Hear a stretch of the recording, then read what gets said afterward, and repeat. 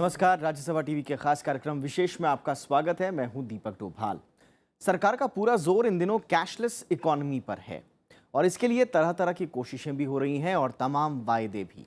देश में internet users की कम संख्या को देखते हुए लोग सवाल भी उठा रहे हैं। विशेष में आज हम कैशलेस इकोनॉमी पर बात करेंगे और साथ ही बताएंगे साइबर सुरक्षा संबंधी कानूनों के बारे में, और ये भी बताएंगे कि कैसे हम लेन देन को ज़्यादा सुरक्षित बना सकते हैं और क्या देश इस वक्त कैशलेस इकोनॉमी के लिए तैयार है। तो शुरू करते हैं आज का विशेष।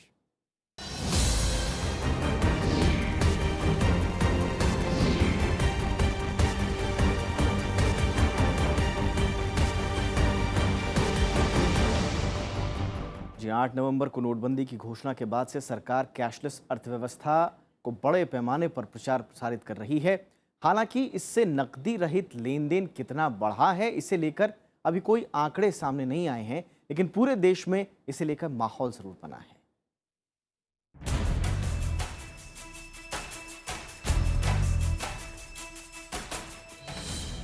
कैशलेस अर्थव्यवस्था को लेकर सरकार ने तमाम दावे किए हैं।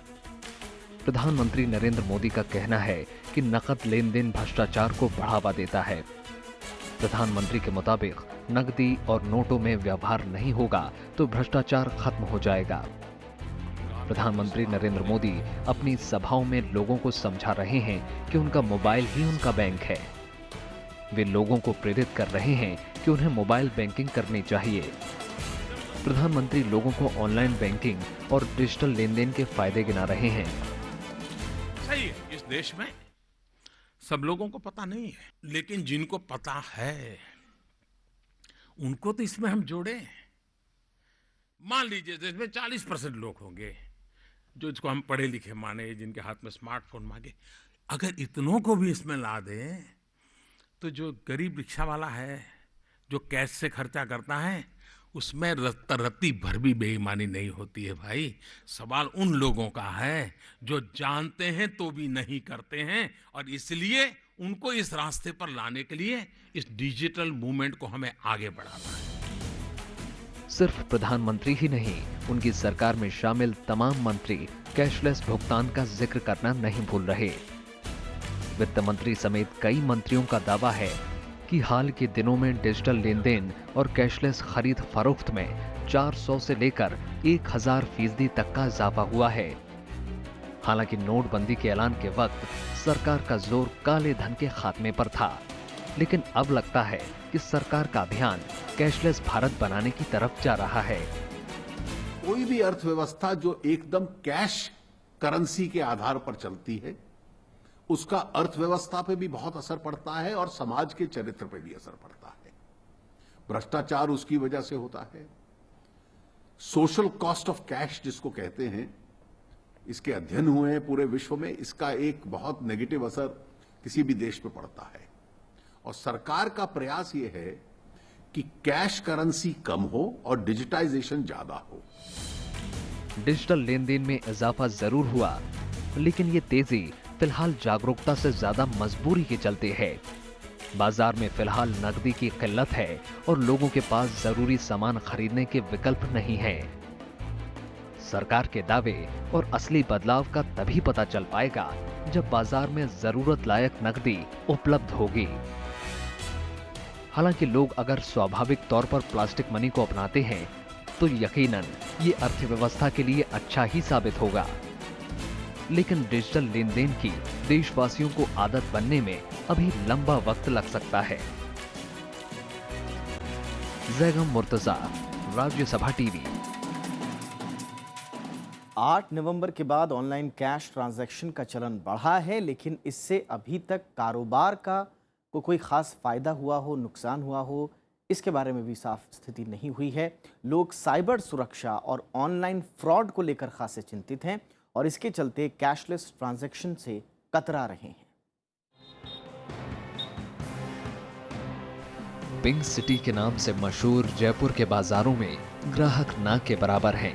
हालांकि शादियों का मौसम है, लेकिन शाही शादियों के लिए मशहूर इस शहर में नोटबंदी का असर बाजार पर साफ दिख रहा है। बाजार में छोटे नोटों की कमी है, जबकि नए नोटों की आपूर्ति भी लोगों की जरूरत के मुताबिक नहीं है। हालांकि एटीएम, क्रेडिट कार्ड, पेटीएम और फोन बैंकिंग के जरिए लेन-देन के विकल्प मौजूद हैं, लेकिन इनसे भी कई दिक्कतें जुड़ी हैं। लोग नेटवर्क एरर, कैश गायब होने, ऑनलाइन फ्रॉड जैसी तमाम परेशानियों का सामना कर रहे हैं। ई वॉलेट जो एक नया ऑप्शन आ रहा है, ई वॉलेट लेकर चलो, या आपका मोबाइल ही आपका सारा कैश करेगा, या आप प्लास्टिक कार्ड ला दिया, या ई बैंकिंग आ गई कि धोखाधड़ी नहीं होगी, ये कह के इसको लाए थे। लेकिन सबसे ज्यादा जो धोखाधड़ी है वो इसी में हो रही है। सिर्फ जयपुर ही नहीं बल्कि देश के दूसरे हिस्सों में भी तकरीबन यही हाल है। लोग मानसिक रूप से कैशलेस बनने को तैयार नहीं दिख रहे। हालांकि कैशलेस लेन-देन को प्रोत्साहित करने के लिए तमाम दलीलें दी जा रही हैं। सबसे बड़ी सुविधा कैश लेकर चलने की झंझट से मुक्ति की है। साथ ही ये किसी भी समय भुगतान के लिए पैसे की किल्लत से बचने का विकल्प मुहैया कराता है, लेकिन इसके लिए शिक्षित और सावधान होना भी जरूरी है। जरा सी असावधानी से गलत भुगतान, ठगे जाने और पैसे चोरी होने के खतरे बढ़ गए हैं। देखिए, सबसे ज़्यादा जो होती हैं फेक कॉल्स आती हैं, जो जो हम अपना कार्ड यूज़ करते हैं, हम लोगों को कॉल आते हैं कि आपका कार्ड बंद कर दिया जाएगा, आप अपना OTP शेयर कीजिए, आप अपना कार्ड का नंबर शेयर कीजिए, उसकी एक्सपायरी डेट शेयर कीजिए। हर यूज़र को सिर्फ एक चीज़ ध्यान में रख के चलना होगा कि कभी भी किसी से भी अपने कार्ड का number, expiry date, CVV code और OTP शेयर नहीं करना है। हाल के दिनों में देश भर में ऑनलाइन फ्रॉड की घटनाएं बढ़ी हैं। देश में इससे निपटने के लिए अभी न कारगर ढांचा है और न कोई कारगर कानून। ऑनलाइन शॉपिंग से जुड़ी साइटों के लिए कोई मानक तय नहीं है। ठगी का शिकार होने पर रिपोर्ट लिखाने, गुनहगार की पहचान करने, चोरी किए गए पैसे की वापसी और अपराधी को सजा दिलाने को लेकर देश में कहीं भी ना तो ढांचागत सुविधाएं हैं और ना ही लोगों के पास जानकारी। कानून जो भी बना है, जितना है, वो बहुत अपर्याप्त है। इस तरह का कोई ऐसा प्रभावी कानून नहीं है कि तत्काल कोई कार्यवाही हो सके, कोई स्ट्रक्चर नहीं है। एक ट्रिब्यूनल बना हुआ है, साइबर ट्रिब्यूनल, उसमें मात्र एक जज की वैकेंसी है, जिसे 5 साल से अभी तक नहीं भरा गया है। परेशानी सिर्फ कानून और ढांचागत सुविधाओं को लेकर ही नहीं है। हालांकि जनगणना के मुताबिक देश की मौजूदा साक्षरता दर 74.04% है, लेकिन इसमें भी कई लोग तकनीकी साक्षर नहीं हैं। कैशलेस इकोनॉमी देश की अर्थव्यवस्था के लिहाज से बड़ा बदलाव हो सकता है, लेकिन इसके लिए देश भर में तकनीकी, शैक्षणिक और मानसिक बदलाव भी लाना होगा। इसमें न सिर्फ काफी खर्च आएगा बल्कि काफी समय भी लगेगा। 2 കേസ് വെള്ളത്തിൽ വന്നു, 700 രൂപ ആവും. പക്ഷേ 2000 നോട്ടേ ഉള്ളൂ, ചില്ലറ ഇല്ലാത്തതുകൊണ്ട് ഞാൻ തിരിച്ചു പോകുന്നു. സാധാരണ ക്യാഷ് പേയ്മെന്റ് ആണോ? ക്യാഷ് പേയ്മെന്റ് ആണ് ചെയ്യാറ്. കാർഡൊന്നും ഇതുവരെ എടുത്തില്ല. ഇല്ല, പേടിയൊന്നുമില്ല, ഇനി എടുക്കണം. We are using credit cards and debit cards for quite some time now, but recently even my telephone bills, my electricity bills, all I am paying by net banking. Wherever there is a Paytm, we do it by Paytm e-wallets, or wherever there is a debit card or credit card accepted, we buy by credit card or debit cards. देश भर में फिलहाल 2.5 crore telephone connection हैं। मई 2016 तक देश में कुल 103 करोड़ सक्रिय मोबाइल सिम थे। हालांकि सरकार के मुताबिक देश में किसी भी तरह के फोन तक महज 82.82% लोगों की ही पहुंच है। इसके अलावा सिर्फ 34.8% लोगों तक ही इंटरनेट पहुंच पाया है। इस लिहाज से पूरी तरह कैशलेस अर्थव्यवस्था की बात किसी भी लिहाज से व्यावहारिक नहीं है। ब्यूरो रिपोर्ट के साथ जैगम मुर्तजा, राज्यसभा टीवी। प्रधानमंत्री और वित्त मंत्री ने बीते दिनों कई मंचों से डिजिटल पेमेंट को बढ़ावा देने की बात कही है, लेकिन साइबर मामलों के जानकारों का मानना है कि इस दिशा में नियम कायदों को और बेहतर बनाने की दरकार है। नोटबंदी के बाद सरकार कैशलेस इकोनॉमी को प्रोत्साहित करने के लिए कई कदम उठा रही है। ग्राहकों और व्यापारियों को इनाम देने के लिए लकी ग्राहक और डिजी धन व्यापारी योजना नाम की 2 नई स्कीम शुरू की गई हैं। नीति आयोग के मुताबिक 26 दिसंबर से अगले 100 दिनों तक रोज विजेताओं की घोषणा की जाएगी। लकी ड्रॉ के जरिए डिजिटल लेन देन करने वालों को ये इनाम दिया जाएगा। दूसरी तरफ हरियाणा सरकार ने सभी सरकारी कर्मचारियों को हफ्ते में एक डिजिटल लेन देन का आदेश दिया है। यानी सरकार हर तरह से कैशलेस इकोनॉमी को देश में लागू कर देना चाहती है। लेकिन जानकारों का मानना है कि साइबर सुरक्षा संबंधी कानून इस वक्त देश में बेहद कमजोर है और जब तक इसे मजबूत नहीं किया जाता तब तक ठगी की आशंका बनी रहेगी। If we take those minimal standards and implement into the systems, then it is definitely going to help. Like if at all we say, if I have to dissect it in three sections, it would be applications. We have to strengthen the applications basically. It has to have more kind of authentication mechanisms. Then the second part is the underlying systems that is being built upon. The applications are built upon those systems. The third part being the users themselves. Cyber मामलों के जानकारों का मानना है कि बैंकों को cyber बीमा भी कराना चाहिए ताकि धोखाधड़ी के मामलों में ग्राहकों को नुकसान ना हो। देश में इस वक्त ई वॉलेट और डिजिटल पेमेंट को लेकर स्पष्ट कानून नहीं है। नोटबंदी के बाद जिस तरह डिजिटल भुगतान पर सरकार का जोर है, उससे साइबर अपराधों की संख्या में भी भारी बढ़ोतरी की आशंका है। जानकारों का मानना है कि ऐसे मामलों पर लगाम कसने के लिए विशेष साइबर अदालतों के गठन की दरकार है ताकि इन मामलों का जल्द से जल्द निपटारा हो सके। फिलहाल एक ही हमारे पास साइबर अपीलेट ट्राइब्यूनल है जो नॉन फंक्शनल है, लेकिन नॉर्मल अदालतों में कोई साइबर अदालत हमें नजर नहीं आती।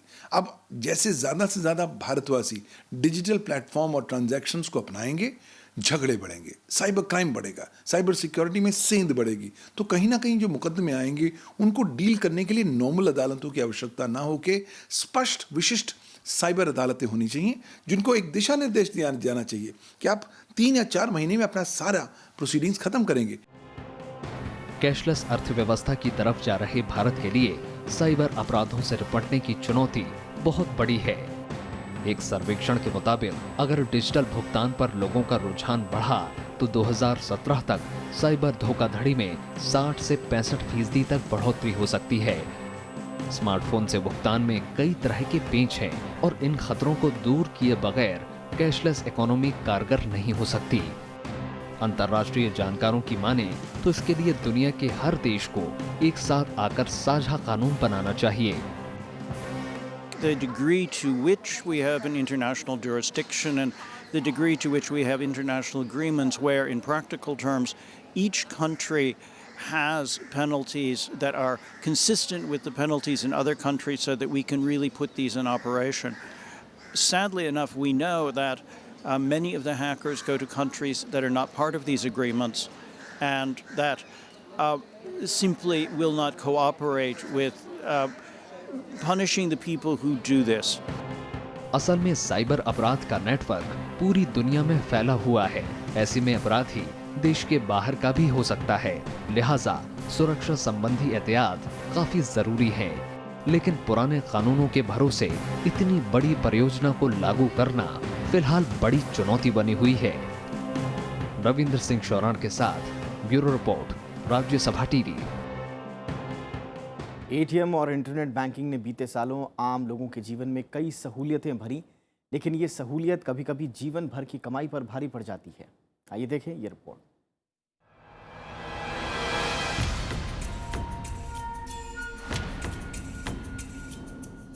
एटीएम कार्ड हो, स्मार्टफोन या इंटरनेट, ई बैंकिंग ने हर लेन देन से जुड़ी सुविधाएं आपकी जेब तक पहुंचा दी हैं।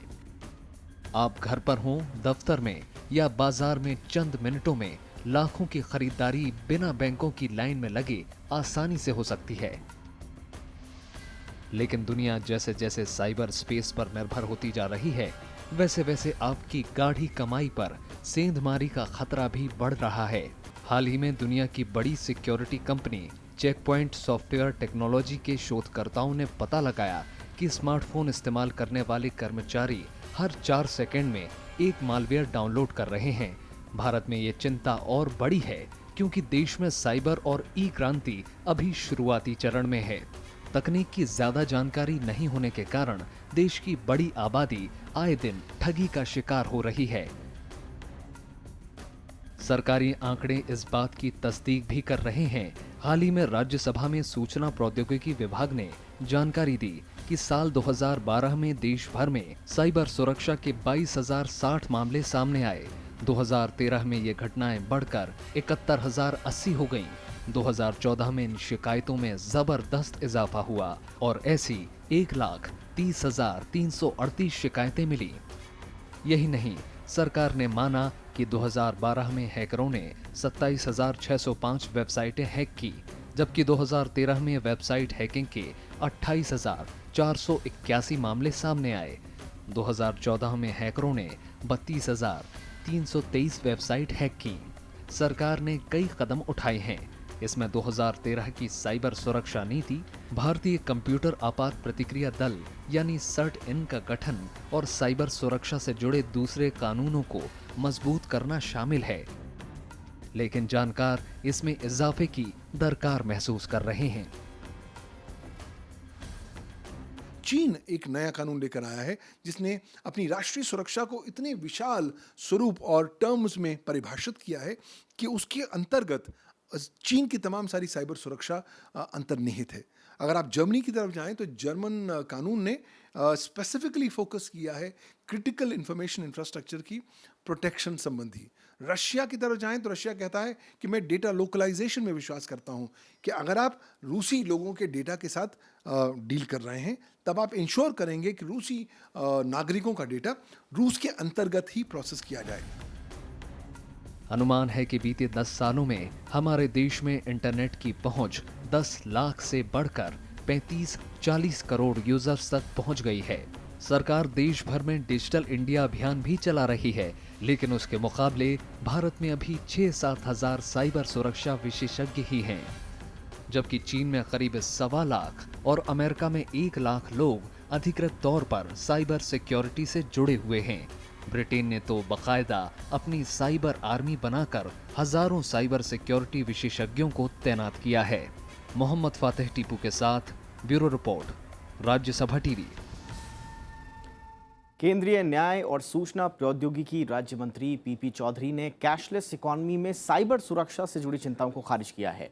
राज्यसभा टीवी से खास बातचीत में उन्होंने कहा कि देश में मौजूदा कानूनों में संशोधन की कोई दरकार नहीं है। उनसे बातचीत की हमारे संवाददाता रविंद्र सियोरा ने। आपको लगता है कानून में बदलाव की जरूरत है? देखो, ऐसा कि कानून में अभी बदलाव की जरूरत नहीं है और टेक्नोलॉजी का मामला जहाँ तक है, चाहे भले आपका फ्लॉपी डिस्क हो चाहे वाईफाई हो, लेकिन इलेक्ट्रॉनिक्स जो कानून हैं उसमें वो सारे कवर होते हैं। और आज का पहले का क्राइम और आज के क्राइम में जो साइबर क्राइम है वो क्राइम ही रहेगा, उसमें सारे कवर हो जाते हैं। उसमें किसी तरह के बदलाव की ज़रूरत नहीं है। ये कोई स्पेसिफिक कोई पर्टिकुलर उस सब्जेक्ट को लाने की ज़रूरत नहीं, पूरा सब्जेक्ट कवर है। बहुत वाइड कानून है और उससे सारी चीज़ कवर हो जाती है। तो साइबर क्राइम को डील करने के लिए क्या नए कोर्ट्स खोले जाने चाहिए सर? क्योंकि ये तो मान रहे हैं ना कि बढ़ेगा, इस तरह के फ्रॉड से इस तरह के क्राइम्स तो बढ़ने वाले हैं। देश की मजबूत स्थिति ये है कि डिसेंट्रलाइजेशन का मतलब ये है कि हर इंस्टीट्यूशन में साइबर सिक्योरिटी के मैकेनिज्म उन्होंने बना रखे हैं। सिर्फ एक हमारे मंत्रालय पे निर्भर नहीं है, किसी भी इंस्टीट्यूशन चले जाए, चाहे बैंक में चले जाए, चाहे कोई भी इंस्टीट्यूशन चले जाए, उन्होंने साइबर सिक्योरिटी के मैकेनिज्म हैं। हमारा साइबर सिक्योरिटी प्रोएक्टिव भी है और रिएक्टिव भी है, तो हम दोनों रूप में काम करते हैं। तो इसमें मैं नहीं मानता कि क्राइम बढ़ेंगे। और इतना अगर ट्रांजैक्शन होंगे, अगर कुछ परसेंट अगर ऐसा होता है तो उसको हम हैंडल करेंगे, उसमें कोई प्रॉब्लम नहीं, कोई घबराने की बात नहीं। तो सर साइबर जो एपेलेट ट्रिब्यूनल भी बनाया गया है उसमें तो नियुक्ति भी नहीं हुई सर इतने लंबे समय से? नहीं, ऐसा है कि उसमें सारा प्रोसेस में है, अब वो सारा स्ट्रीमलाइन हो जाएगा, उसमें कोई प्रॉब्लम नहीं आएगी। जल्दी ही उसमें नियुक्ति होगी? बिल्कुल जल्दी। तो अलग साइबर कोर्ट्स खोलने की जरूरत नहीं, क्योंकि जजेस को भी ट्रेन करना है, पीपी या पुलिस को भी ट्रेन करना पड़ेगा। ऐसा है कि अलग साइबर कोर्ट खोलने की जरूरत नहीं, क्योंकि उसमें जो क्रिमिनल ऑफेंस होता है वो हमारे रेगुलर कोर्ट ही देख सकते हैं। उस ऑफेंस के लिए पनिशमेंट जो है अलग से ट्रिब्यूनल वगैरह खोल करके वो पनिशमेंट नहीं दे सकते। इसीलिए हमारे रेगुलर कोर्ट में जो हैं केसेज, रेगुलर केसेज जो चल रहे हैं, ऐसे ही केसेज चलेंगे। पर ई वॉलेट को तो कानूनी दर्जा मिला नहीं सर अभी तक? नहीं, ऐसा कि आप कानूनी दर्जा नहीं, उसमें सारा परमिशिबल है। ऐसा नहीं है कि उसको कानूनी दर्जा देने की जरूरत नहीं है। उसमें तो सिस्टम क्रिएट करने की बात है। बैंक में अपने वो जो एक रेगुलर प्रोसेस है उस हिसाब से प्रोसेस में वो परमिशिबल है। Thank you. और उपभोक्ता मामले, खाद्य और सार्वजनिक वितरण राज्य मंत्री CR चौधरी ने कहा है कि कैशलेस इकॉनमी में उपभोक्ताओं के अधिकार पूरी तरह से सुरक्षित रहेंगे। राज्यसभा टीवी से खास बातचीत में उन्होंने दावा किया कि नई व्यवस्था में ऑनलाइन फ्रॉड की आशंका ना के बराबर है, लिहाजा उपभोक्ताओं को खुलकर ऑनलाइन ट्रांजैक्शन करना चाहिए। राज्य मंत्री श्री CR चौधरी जी हमारे साथ हैं। सर, ये कैशलेस इकोनॉमी की तरफ बढ़ रहे हैं, लेकिन सबसे ज़्यादा प्रभाव तो उपभोक्ता पे पड़ने वाला है। आपके मंत्रालय की तरफ से किस तरह की तैयारियां की गई हैं? एक्चुअल में ये माननीय प्रधानमंत्री जी का बहुत अच्छा स्टेप है, जिसमें लोगों को ज़्यादा से ज़्यादा डिजिटाइजेशन बैंकिंग के मार्फत हो, ताकि हर व्यक्ति बैंकों से जुड़ा रहे और ये जो कालाबाजारी की, नोटों को घर पे रखने की, लोगों को जो फालतू की आदत है वो उससे दूर हो और बैंकिंग के मार्फत सारा काम हो। तो सर, इसमें उपभोक्ता के अधिकार सुरक्षित रहेंगे कि हमारा जो कानून है? उपभोक्ताओं के अधिकार पूर्णतः सुरक्षित रहेंगे। उपभोक्ताओं को इससे क्या हानि है? आज नगद देने की बजाय वो अपना कार्ड ले जाए, डेबिट कार्ड ले जाए, या जो भी उसके पास में 4-5 प्रकार से जो विधियां हैं जिसके द्वारा पेमेंट किया जा सकता है, ये और ज़्यादा अच्छा है, ज़्यादा उपयोगी है और इससे कोई उपभोक्ता के संरक्षण जिस तरीके से ये ई-वॉलेट वगैरह है सर, इसको कानूनी दर्जा अभी तक प्राप्त नहीं है, या जो डिजिटाइजेशन के कई बार ट्रांजैक्शंस होती है उसमें एक फ्रॉड के केस भी देखने में आते हैं और लंबे समय तक बैंक और उपभोक्ता के बीच में एक विवाद बना रहता है, कोर्ट में केस चलता रहता है, उसके लिए भी क्या आप लोग कुछ कोशिश कर रहे हैं कि कानून बनाया जाए?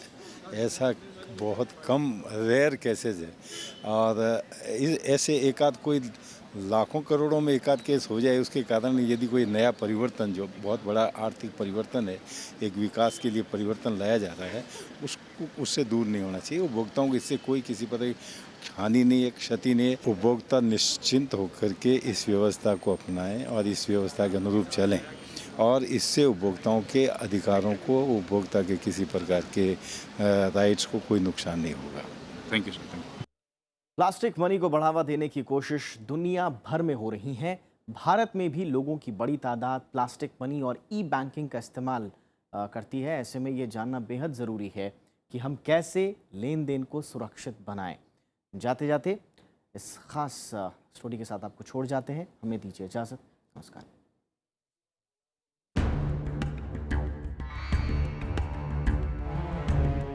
ज्यादा दिन नहीं हुए जब भारत में एटीएम पिन चोरी का बड़ा मामला सामने आया था। बैंकों को शक था कि करीब 32 लाख एटीएम पिन चोरी हो गए। आनन फानन में एसबीआई ने 6.25 लाख एटीएम कार्ड बंद कर दिए। कई कार्ड धारकों को इसका पता तब चला जब कार्ड ब्लॉक हो गए। इसके बाद ये मुद्दा जोर शोर से उठा कि कैसे एटीएम से लेकर ई बैंकिंग तक का सुरक्षित इस्तेमाल किया जाए। एटीएम का इस्तेमाल करने से पहले कुछ चीजों का पता होना चाहिए।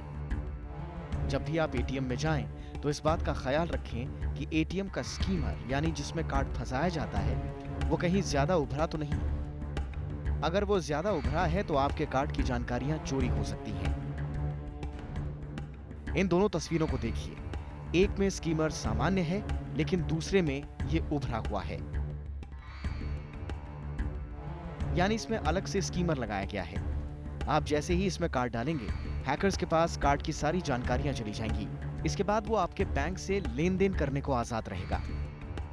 यही नहीं, जब भी आप एटीएम से पैसे निकालने जाएं, तो यह जरूर देखें कि कीबोर्ड के ऊपर कहीं कोई छोटा सा कैमरा तो नहीं लगा।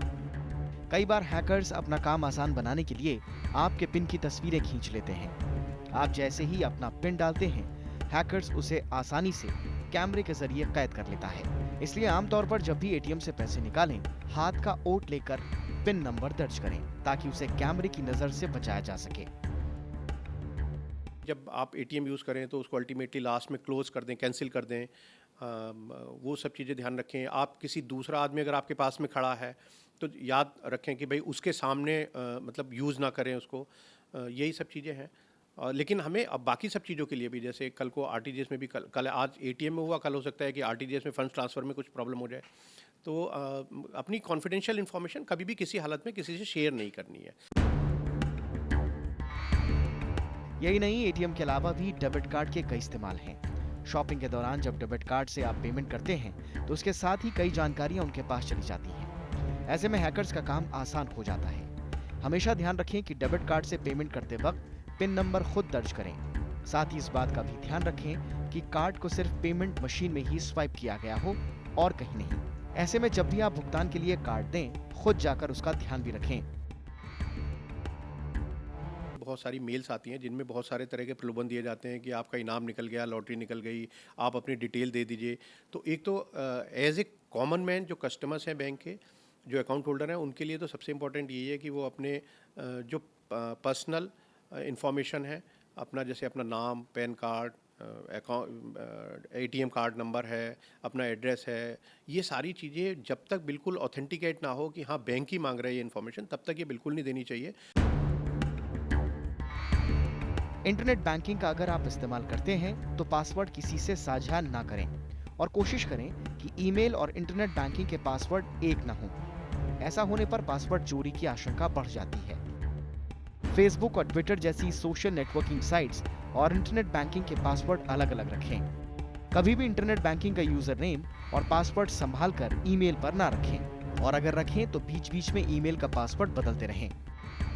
सोशल मीडिया पर जब कोई फनी गेम खेलते हैं या फिर किसी दूसरे ऐप पर सोशल मीडिया के जरिए जाते हैं तो आपका पासवर्ड ऐप वालों के पास भी चला जाता है। ऐसे में पासवर्ड बदलना ना भूलें।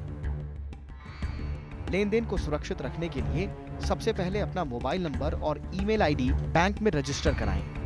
रिजर्व बैंक के दिशा निर्देश के मुताबिक हर लेन देन पर बैंक आपको SMS भेजकर सतर्क करेगा।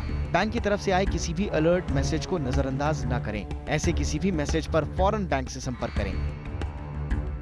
सोशल नेटवर्किंग साइट्स पर बैंक संबंधी कोई भी जानकारी अगर कोई मांगता है तो वहां उसे शेयर मत करें।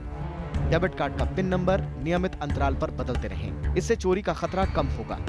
पेमेंट के बाद अगर कोई आपको कार्ड लौटाता है तो एक बार जरूर देख लें कि वो आपका ही कार्ड है या कोई दूसरा कार्ड लौटाया गया है। इस बात का हमेशा ध्यान रखें कि अगर ATM में आपका लेन देन बीच में अटक जाए तो जब तक ट्रांजैक्शन कैंसिल ना हो जाए तब तक ATM केबिन न छोड़ें। इस बाबत फौरन बैंक को इत्तला करना जरूरी है। देश में कई चोरियां इस तरीके से हो चुकी हैं। ATM केबिन में किसी भी तरह का संदिग्ध कैमरा या फिर गतिविधि देखें तो चौकन्ना हो जाएं। मोहम्मद फातेह टीपू के साथ ब्यूरो रिपोर्ट, राज्यसभा TV।